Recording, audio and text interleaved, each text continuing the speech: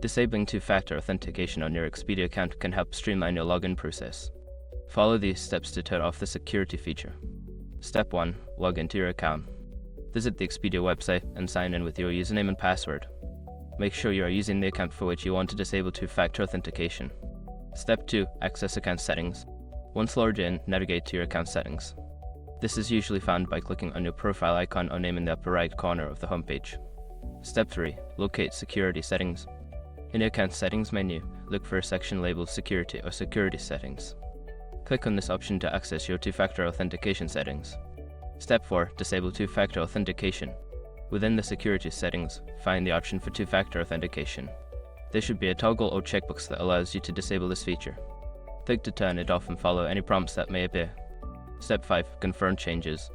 After disabling two-factor authentication, you may need to confirm your decision. Check for any confirmation messages or emails that may require your attention to finalize the changes. By following these steps, you can successfully disable two-factor authentication on your Expedia account. Always remember to keep your account secure by using strong passwords and monitoring your account activity.